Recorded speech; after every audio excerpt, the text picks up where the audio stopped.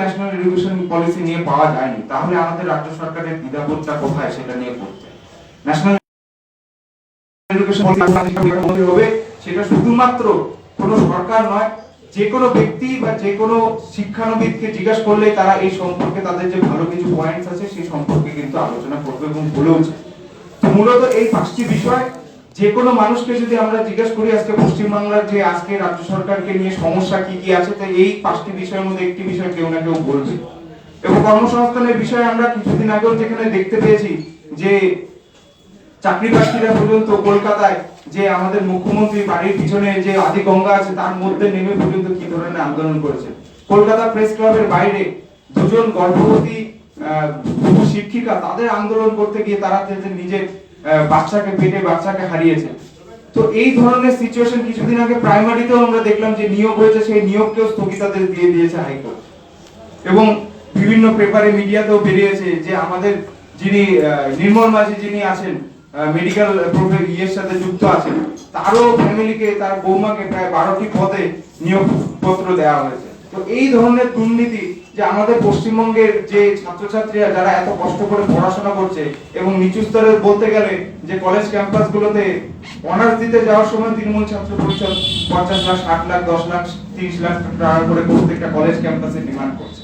তো এই সিচুয়েশনকে বদলানোর প্রয়োজন আছে। গতকাল আমাদের কলকাতায় র্যালি হয়েছে, প্রায় 12,000-এর কাছাকাছি আমাদের কার্যকর্তা ছাত্রীরা উপস্থিত ছিল। আগামীকাল শিলিগুড়িতে হবে, সমগ্র উত্তরবঙ্গে থেকে প্রায় 10,000-এর উপরে ছাত্রছাত্রী এখানে উপস্থিত হবে। তো এই নিয়ে বিষয়ে আমাদের রাষ্ট্রীয় মহামন্ত্রী শ্রী নিধি ত্রিপাঠী জি উপস্থিত আছেন। দিদি আপনাদের সামনে সেই বিষয় সম্পর্কে রাখুন। Nidhi Tripathi, national general secretary ABVP and PhD scholar in Jawaharlal Nehru university. अभी कल के दिन में कोलकाता में एबीवीपी के माध्यम से ही बहुत बड़ी रैली ऑर्गेनाइज की गई, जिसमें पूरे कोलकाता में अपने एबीवीपी के जो प्लेसेस हैं उनमें एबीवीपी के यूनिट्स के बारे में बात करें तो 260 प्लेसेस से 11,235 स्टूडेंट ऐसे थे जो उस रैली में आए थे। और ये नंबर ऐसा नहीं था जो किसी कॉलेज से उठा करके एबीवीपी ने किसी को ले आकर के रैली में बैठा दिया था, बल्कि ये ऐसे स्टूडेंट थे जो अपने गांव से और अपने घर से, कैसे कोविड के टाइम में जब कॉलेज और यूनिवर्सिटीज बंद हैं, तो ऐसे टाइम में ये 11,235 स्टूडेंट्स अपने अपने घरों से अपना किराया लगा करके वो कोलकाता में आए। किस लिए आए? ताकि वो नारी सुरक्षा के विषय में अपनी बात रख सके। वो इसलिए आए ताकि अपने कॉन्स्टिट्यूशनल राइट्स का वो प्रैक्टिस कर सके। वो इसलिए आए ताकि वो अपीजमेंट पॉलिटिक्स के खिलाफ अपनी बात को बुलंद कर सके। वो इसलिए वहां पर आए थे ताकि वो अपने बाबा साहब के द्वारा रचे गए संविधान में जो उनको कॉन्स्टिट्यूशनल राइट है कि वो अपने धर्म को प्रैक्टिस कर सकते हैं, अपने जो उनके ट्रेडिशंस को उनको प्रैक्टिस कर सकते हैं, वो उनकी रक्षा के लिए वहां पर आए थे। तो उन सारे कार्यकर्ताओं का बहुत अभिनंदन करते हैं आज के हम अपनी इस प्रेस मीटिंग के माध्यम से। और आप लोगों का भी धन्यवाद करती हूँ मैं कि आप लोगों ने अपना समय निकाल करके आपको कोरोना के टाइम में भी आप आए हैं हमसे हमारी बात सुनने के लिए।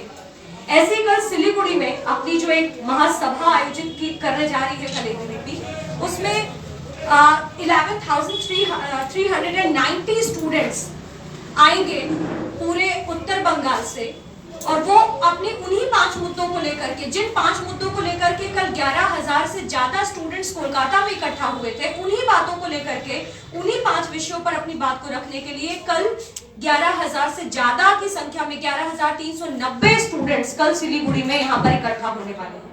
ये एक बड़ा नंबर है, और वो छात्र जब आ रहे हैं तो वो छात्र सत्ता बदलने के लिए नहीं बल्कि समाज बदलने के लिए आ रहे हैं। और जब हम ये कह रहे हैं कि वो छात्र यहाँ पर आ रहे हैं, तो जो एबीवीपी हमेशा कहता है कि छात्र कल का नहीं बल्कि आज का नागरिक है, तो आज का नागरिक होने के नाते आज का स्टूडेंट, आज का नागरिक है, वो पश्चिम बंगाल का नागरिक है, वो भारत देश का नागरिक है। इस कारण से वो यहाँ की समस्याओं को समझ रहा है, और उन समस्याओं के समाधान के लिए ही कल वो सिलीगुड़ी में इकट्ठा होने वाला है। वो परिवर्तन के लिए यहाँ पर आना चाहता है, क्योंकि आज का यहाँ का छात्र समुदाय परिवर्तन का मन बना चुका है। वो ये समझ चुका है कि अब समाज को बदलने की आवश्यकता है। वो समाज तभी बदलेगा जब इस राज्य का छात्र समुदाय आगे आएगा।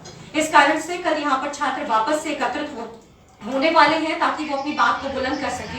और इसके माध्यम से हम ये भी अपील करेंगे कि दारीभीट में जिस तरीके से राजेश और तापस की हत्या हुई, और राजेश और तापस की हत्या होने के बाद आज भी उनका जो शरीर है वो आज भी न्याय की मांग कर रहा है। सिर्फ इसलिए वो राजेश और तापस जिन्होंने वो न्याय की मांग करते हुए जिन्होंने बांग्ला भाषा के सम्मान के लिए लड़ाई लड़ी, वो आज भी उनका मृत शरीर दफनाया हुआ है, वो आज भी उनका शरीर न्याय की मांग कर रहा है।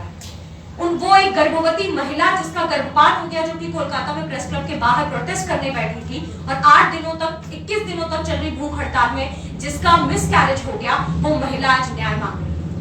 जिसका पार्क स्ट्रीट में जिसका रेप किया गया और उसके बाद जो चीफ मिनिस्टर स्टेटमेंट दे देती है कि ये तो बढ़ा चढ़ा करके बताया जा रहा है, ये तो बस आप मन गढ़ंत बातें शेयर की जा रही हैं। तो ऐसी महिलाएं, ऐसी बच्चियां जिनका रेप हुआ है, वो न्याय मांग रही हैं और उनके न्याय के लिए ही कल यहाँ पर 11,000 जो एबीवीपी का स्ट्रक्चर है, एबीवीपी के जो यूनिट्स हैं पूरे उत्तर बंगाल में, उसमें 125 यूनिट से 11,390 स्टूडेंट्स यहाँ पर आएंगे, जो इन सारी बातों के बारे में अपनी आवाज को बुलंद करने वाले हैं, मांग करने वाले हैं। राजेश और तापस की उस हत्या, जो हत्या हुई पश्चिम बंगाल में, उसकी सीबीआई की मांग करने वाले हैं। वो ये बात भी करने वाले हैं कि राजेश और तापस की हत्या जिस दिन की गई, उस दिवस को बांग्ला भाषा दिवस के रूप में मनाया जाए।